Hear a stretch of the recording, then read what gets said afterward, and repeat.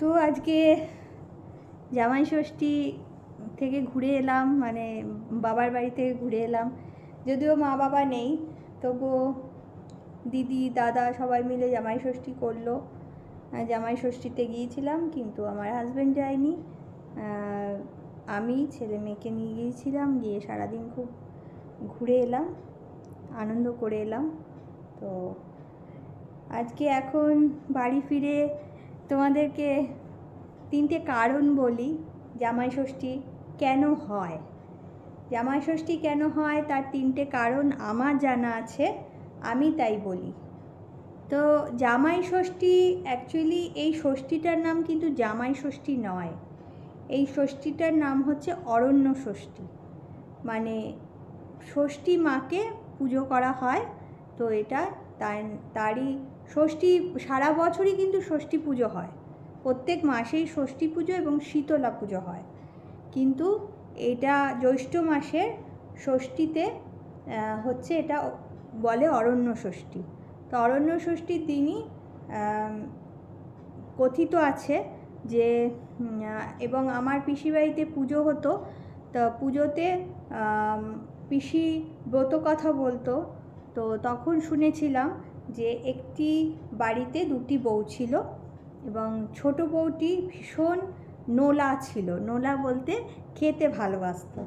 তো সেই কারণে যা রান্না হতো সব কিন্তু ছোট বউ খেয়ে নিত, এবং বিড়ালের নামে, ওই বাড়িতে অনেক বিড়াল ছিল, বিড়ালের নামে দোষ দিত যে বিড়াল খাবারগুলো খেয়ে নিয়েছে। তো এইভাবে দিন যাচ্ছিল। তো বিড়ালগুলোকে তারপরে মারধর করা হতো, বাড়ি থেকে তাড়িয়ে দেওয়া হতো। তখন মা ষষ্ঠীর বাহন তো বিড়াল, তো তখন মা ষষ্ঠী ভীষণ রেগে গেলেন। তখন একদিনকে ওরকম চুরি করতে গেছে, তখন মা কী করেছে, তার জিভটা টেনে নিয়ে একটা বট গাছের সঙ্গে বেঁধে রেখে দিয়েছে।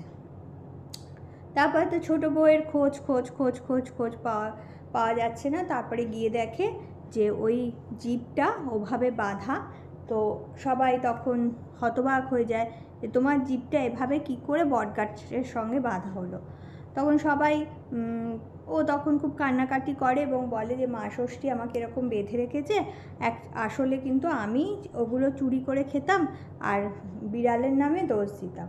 তো তখন মা ষষ্ঠী বললেন যে তুমি যদি আমার এই পুজো তুমি যদি প্রচলন করো, তাহলেই তোমাকে আমি মুক্ত করব এই শাপ থেকে। তখন থেকেই এই ষষ্ঠী পুজো চালু হয়, তো শুরু করা হয় আর কি। তো এইটা হচ্ছে ব্রত কথা, ষষ্ঠীর ব্রত কথা। পিসি, আমার পিসিকে দেখতাম যে একটা পুকুর বানাতো, পুকুরের সামনে ছোট ছোট মাছ মাটির তৈরি করে দিত।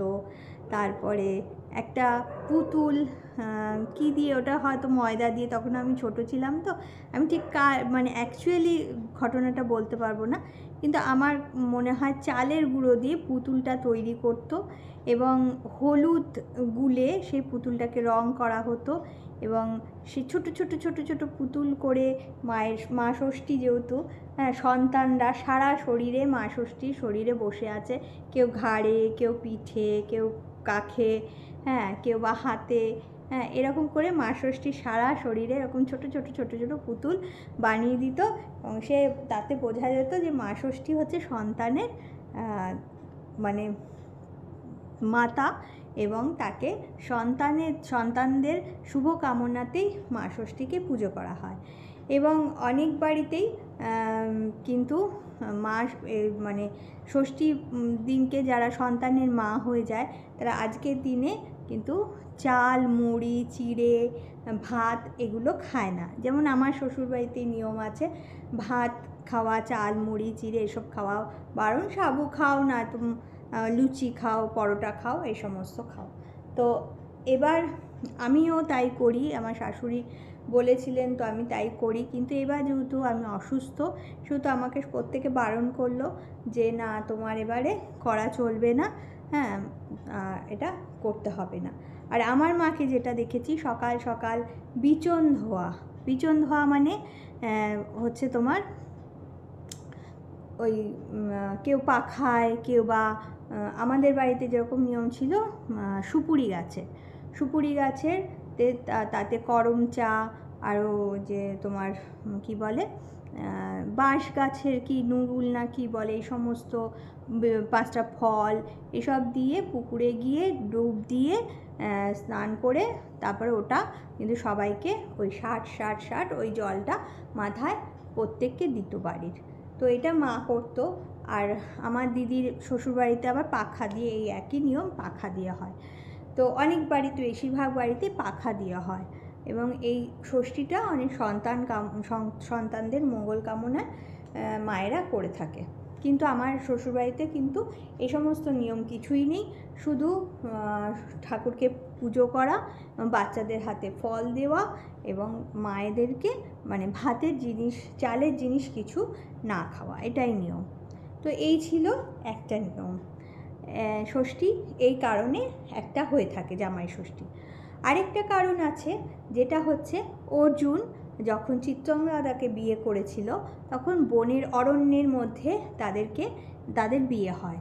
এবং সেই অরণ্যে যারা ছিল আর কি মানুষজন, তারা মানে জামাই, সেই অরণ্যের জামাই, চিত্রাঙ্গদার জামাই, তাই তাকে সেদিনকে বরণ করে এরকম নানান রকম খাবার, নানান রকম ফল, গরমের ফল টল দিয়ে অর্জুনকে খাওয়ায়। তো সেই থেকে কিন্তু জামাই ষষ্ঠীটার প্রচলন হয়। 3 নম্বর আমি যেটা জানি সেটা হচ্ছে আগেকার দিনে বাবা মায়েরা মেয়েদের বিয়ে দিয়ে কিন্তু তাদের মুখ দেখতে পারতেন না। কেন না, বাচ্চা না হলে পরে, সন্তান না হলে পরে মেয়ের মুখ দেখতে পারবে না। এবং তখন ছোট ছোট বয়সে সব মেয়েদের বিয়ে দিয়ে দিত।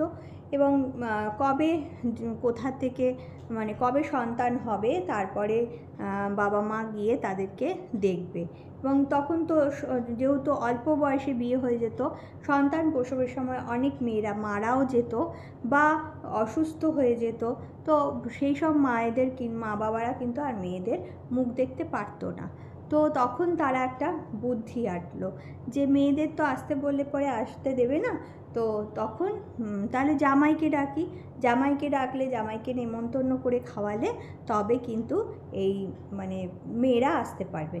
তো সেই বুদ্ধিটা এঁটে কী হলো, এই জামাই ষষ্ঠী তারা প্রচলন শুরু করলো। জামাই ষষ্ঠীতে জামাইকে ডাকতো, সঙ্গে মেয়েরা আসবেই, মেয়েদেরকেও, জামাইদের তো আপ্যায়ন করা হতো, মা বাবার সাথে মেয়ের সাথে দেখাও হয়ে যেত এবং মেয়েকেও ভালোবাসা, আদর, যত্ন সব মা বাবারা করতে পারতেন মন প্রাণ দিয়ে।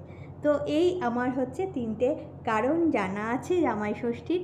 তা তোমাদের যদি আরও অন্য কোনো কারণ জেনে থাকো তাহলে পরে অবশ্যই কমেন্টে আমাকে বলবে।